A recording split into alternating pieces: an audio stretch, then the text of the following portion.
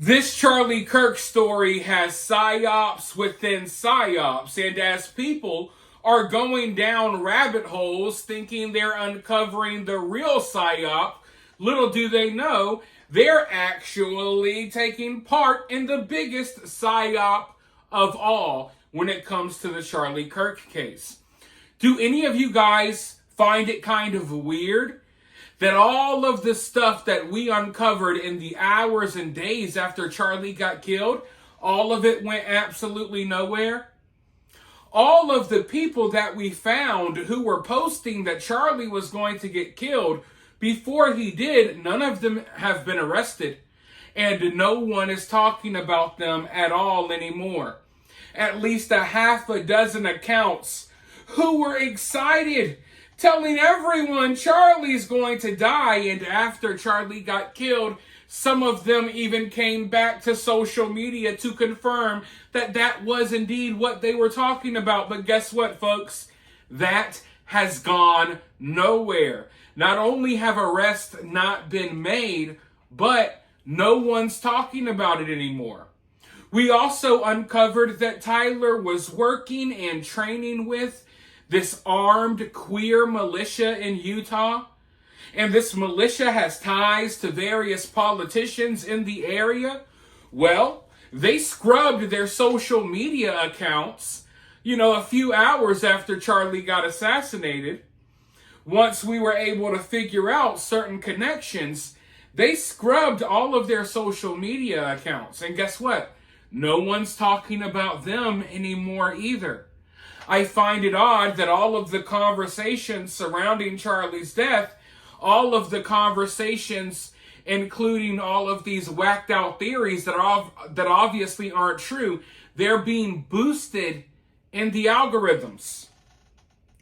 The real truth and the real story we were able to uncover. Everyone's still trying to dig, oh, Tyler wasn't a lone gunman. We gotta prove that Tyler wasn't a lone gunman. We already proved that Tyler was in communication with people and working with armed groups in the area. We already confirmed that on day one. What happened? You want to know what happened? All of the stuff that we uncovered got absolutely buried by all of this bogus nonsense people are talking about now. We were able to find names. We were able to find people that had knowledge that Charlie was going to get killed. Guess what? No one's talking about that anymore because if you go on social media, it's all of these ridiculous slow-mo videos blaming Charlie's bodyguards. Oh my God, that guy scratched his nose. Look at him. He's recording things with his meta glasses. Obviously, the real killer popped out of a secret Jew tunnel in the ground. Never mind that there's thousands upon thousands of people standing right there. That's the easiest way to get a shot off, is you jump out of a hole in the ground surrounded by thousands of people, and then you shoot right through the crowd. It's all of this stupid, idiotic stuff. And look, I'm all for exploring all possibilities. I keep an open mind. But most of this stuff swirling around, it's so stupid, especially compared to the real stuff that was uncovered. But the real stuff is going nowhere as the fake stuff is being boosted. And I think that's just really convenient for the powers that be that want to cover up the truth about what happened to Charlie. I don't know if a lot of these influencers, I don't know if they're just doing this for clicks and views, knowingly spreading nonsense for money, or if they've been paid to spread this nonsense. I'm really starting to think that they're part of the psyop. They're in on the psyop. Because as everyone tries to figure out what the psyop is, that is what the psyop is. The psyop is to have you going down all of these crazy rabbit holes, spreading and promoting all of this garbage nonsense when the truth was right in our face from day one, but the truth got snatched away from us. And instead, all of these other voices got boosted who were talking about just nonsense. And a lot of people have been telling me, you got to tune into Candace Owens. Go check out what Candace Owens is saying. Let me be totally honest with you guys. I'm not someone who hates Candace. I'm not someone who absolutely loves Candace. I'm kind of indifferent. Obviously, I'm aware of her. I'm aware of some of her takes on things. I agree with her pretty often. I haven't really dived deep into like the Bridget Macron is a man type stuff. But yeah, Candace has been covering this case. And at first she put out some things out there that I was like, okay, this is worth looking into. I believe she's the first one that released the photo of Tyler Robinson eating at the Dairy Queen down the street after killing Charlie. So she has released a few things where I'm like, okay, this is something. But most of the stuff that I've seen so far is Candace Owens, at least lately, has just been completely talking out of her ass. She's throwing noodles at the wall, trying to see what will stick, throwing all of these different theories and stuff out there. And look, it's okay. It's okay to brainstorm. It's okay to throw out possibilities. But don't throw out possibilities and speculation as fact, which is what Candace Owens is trying to do right now. Lately, now she's saying that Tyler Robinson was never on the campus. Yes, he was. There's pictures of Tyler Robinson and videos of Tyler Robinson on campus. There's videos and photos of him walking to and from the campus after killing Charlie. And before any of you say, well, this photo right here doesn't look like Tyler. Yeah, it doesn't, because the photo that everyone is sharing around is fake. Some idiot put out that photo hours after the FBI originally released their first look at Tyler Robinson. Someone edited the photo and enhanced the photo with AI. AI doesn't enhance photos, it recreates images. So the photo that people are sharing saying, hey, this doesn't look like Tyler, yeah, because it's fake. But Candace is saying that, oh, Tyler was never on campus, that Tyler never admitted to the crime, and she even went so far as to say that Tyler's parents didn't turn him in, that none of this stuff happened.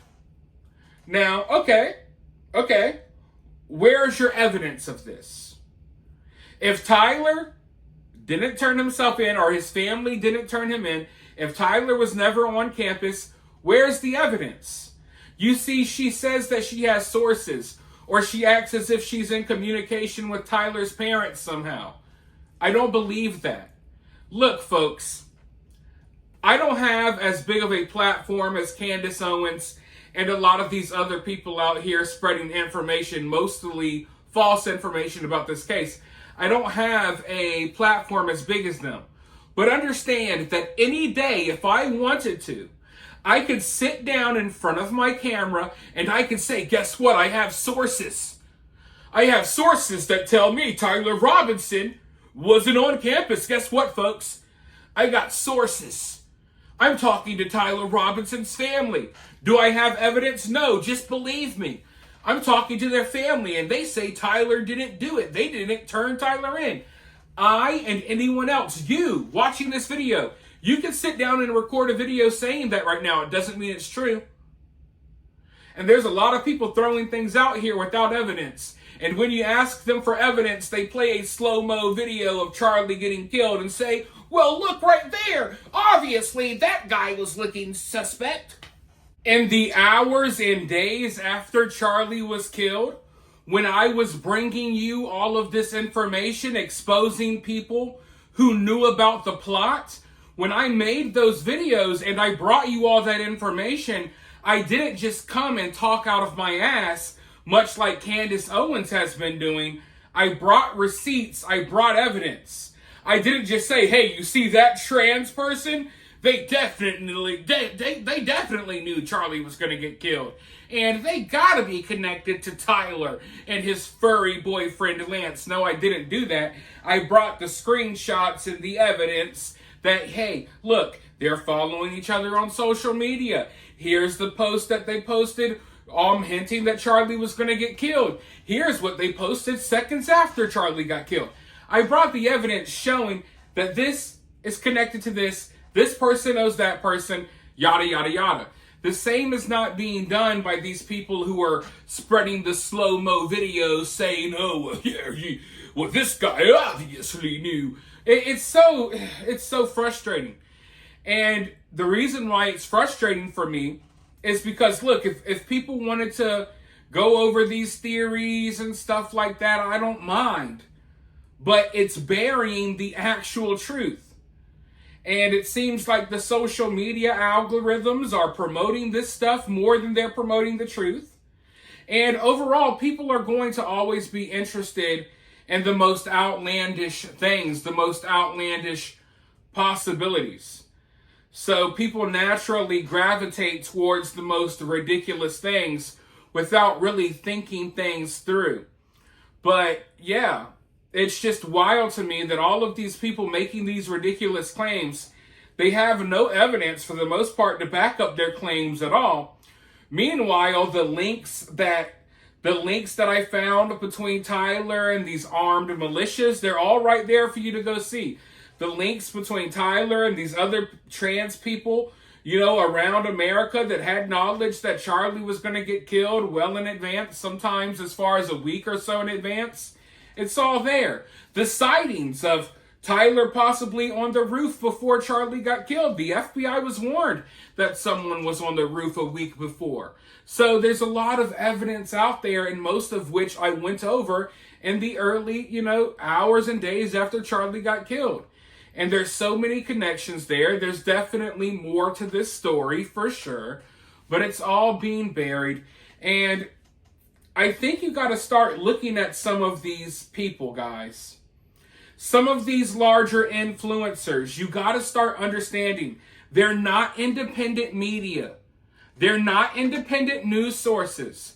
They're getting money from powerful people, including our government and other governments.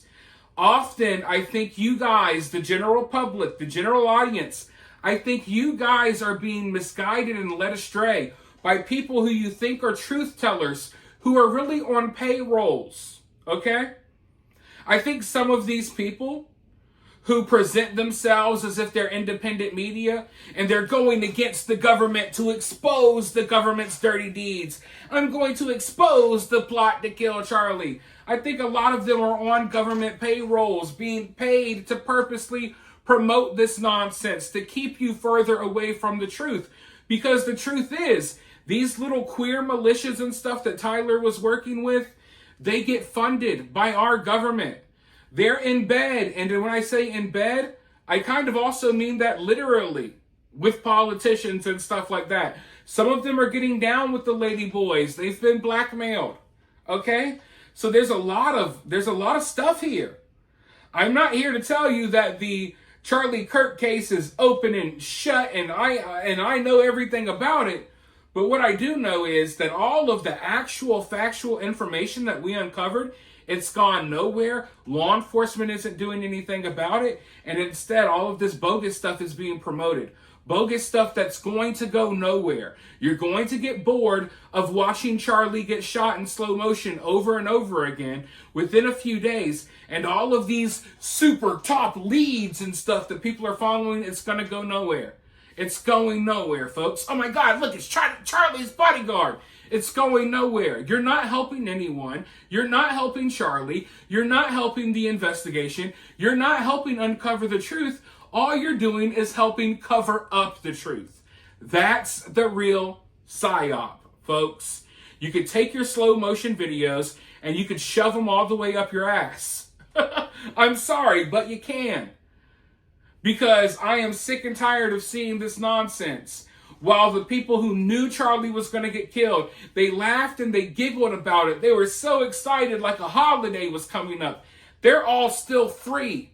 They're all still free to plan more attacks, to live their life freely and happily now that Charlie's gone. And you guys who are spreading a lot of this bogus nonsense, you're ensuring that they're never held accountable for what they do. And I'm sure that the government and the people who provided funding to these queer armed militias are really happy about all of the work people are doing, including Candace Owens, to come out here and say, Tyler Robinson is innocent. Please don't blame none of his trans furry friends. Because that's what it boils down to at the end of the day. That's not what these people are coming out and directly saying, but that's what it boils down to.